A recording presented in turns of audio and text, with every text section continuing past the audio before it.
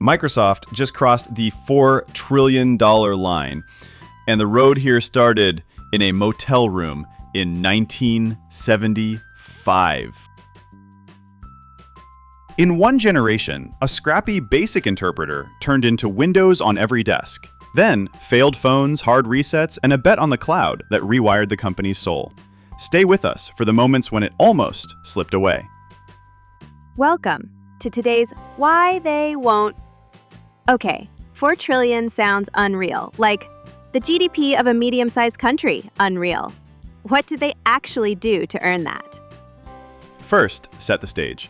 On July 31, 2025, Microsoft's market cap topped $4 trillion, becoming only the second public company to pass that mark after nvidia.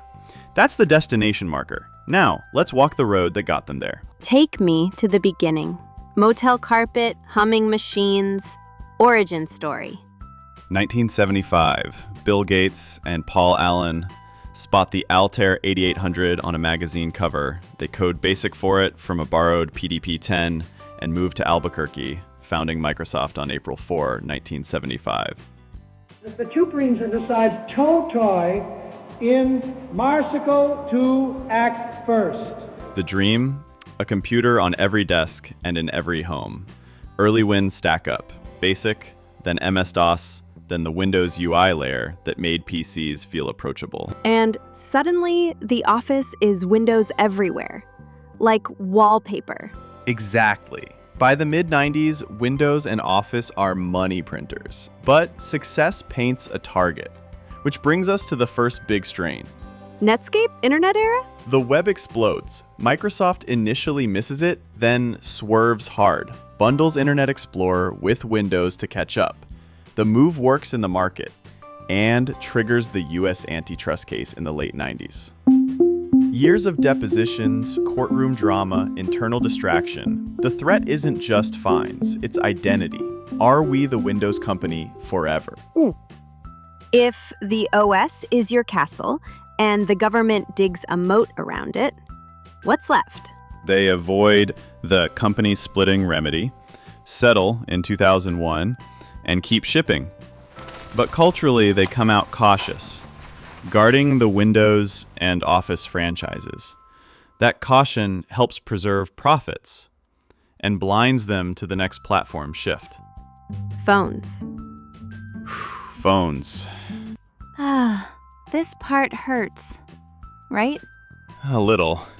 Windows Phone launches in 2010. Fresh UI, Metro, genuinely loved by a niche. But without the app ecosystem flywheel, it stalls. Microsoft buys Nokia's phone unit in 2013-2014 for around $7.2 billion, then takes a $7.6 billion impairment in 2015. Headlines call it a failure. Internally, it's a reckoning. So that's the second we might lose the plot moment. You shut a door on mobile. Do you open a window? You open Azure. The cloud becomes the center of gravity. But a pivot isn't just a memo. Right. And this one starts with a leadership change. Satya Nadella becomes CEO in 2014 and says the quiet part out loud. Our industry does not respect tradition, only innovation. He frames the company as mobile first, cloud first, then translates that into behavior. Ship faster, partner wider, meet developers where they are. Meet developers where they are. Like buying GitHub? Exactly. $7.5 billion for GitHub in 2018, $26.2 billion for LinkedIn in 2016. Not just trophies, distribution to pros and trust with builders. Those moves make Azure and Microsoft more relevant outside the Windows world. So the bet is, if we can win developers and professionals, the cloud workloads and the subscriptions follow. That's it. And noticeable humility. Office comes to iOS and Android. Linux lands in Azure. Microsoft contributes to open source. The vibe shifts from fortress to platform. Light joke time. Is this when Clippy comes back to apologize? In July 2021, Microsoft jokes on Twitter, if this gets 20K likes, we'll replace the paperclip emoji with Clippy. It blasts past that threshold, tens of thousands of likes, and they actually do it. It's playful, but symbolic.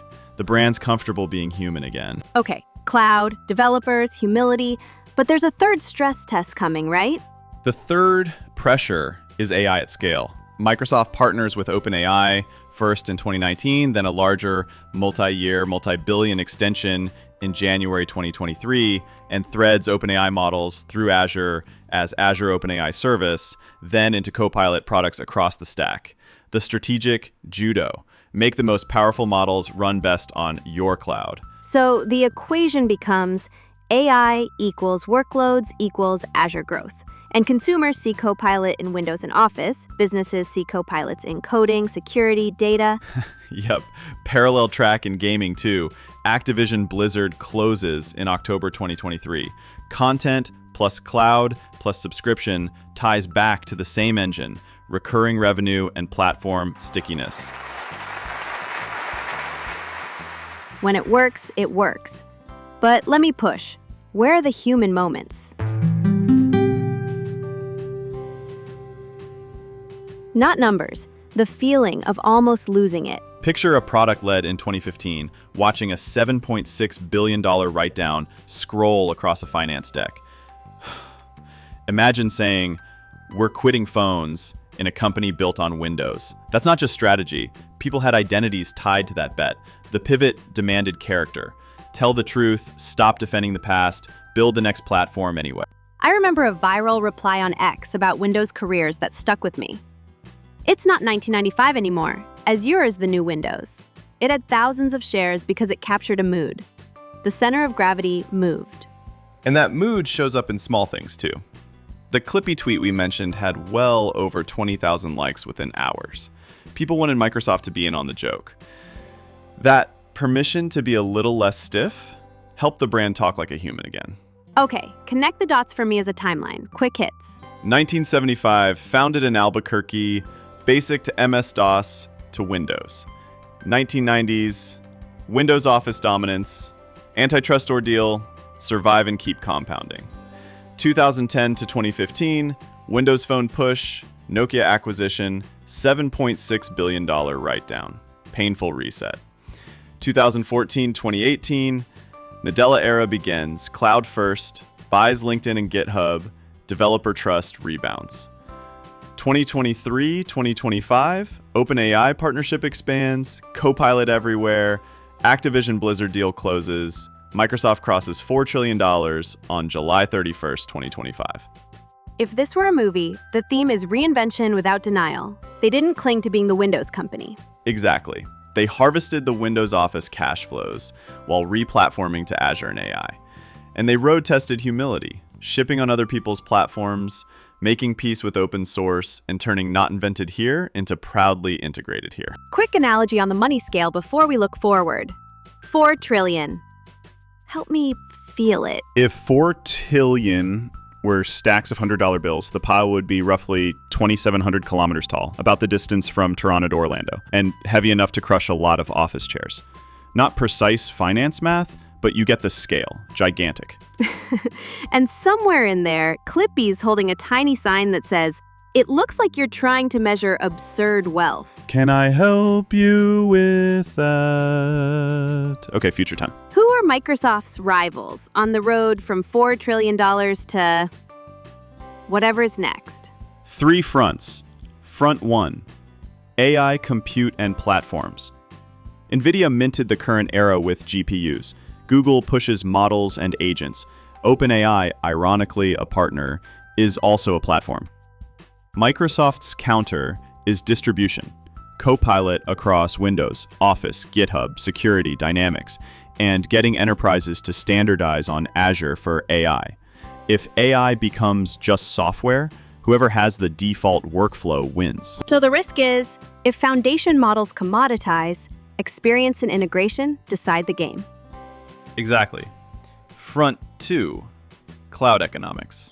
Amazon's AWS is still a beast, but Microsoft's strength is land and expand. You already pay for Microsoft 365. Adding Copilot or Azure services becomes a procurement, not a revolution. Front 3, consumer ecosystems. Apple owns devices. Microsoft's consumer lever is gaming plus Windows plus Copilot PCs. Not one monolith, but a mesh. If they can make AI a reason to buy a new PC or subscribe to Game Pass, they grow surface area without chasing phones again. Do they retry phones? Sorry, had to ask dramatically. No reboot of Windows Phone. That lesson's tattooed. Rather than build a lonely platform, be everywhere your users are, and make Azure the gravity well. What could go wrong? Two things. First, AI returns might lag the AI spending. Billions in CapEx chasing workloads that arrive slower than forecast. Second, regulatory overhang, app stores, AI safety, cloud competition could tax the model. But their advantage is discipline. Multiple revenue engines, long contracts, and the habit earned the hard way of killing what doesn't work. So, hope for the future? A company that once defined itself by an operating system now defines itself by platforms, cloud, AI, and a developer ecosystem with real trust. The same instincts that kept Windows dominant, distribution, partnerships, tooling, are now aimed at the next platform. If they keep listening, keep integrating, and keep being a little playful, hi Clippy, the odds favor more compounding. And that's the heart of it. Microsoft became a $4 trillion giant not by being perfect, but by being willing to start over. Exactly, and then doing it again. That's it for today's How They Won. We trace Microsoft's journey from a 1975 startup to a $4 trillion giant through 3 turning points: antitrust fallout, the phone failure reset, and the cloud and AI reinvention. If you liked today's episode, hit that like and subscribe button. And we will bring you more big tech stories. And let us know, which moment do you think mattered more? Walking away from phones or betting the company's future on Azure?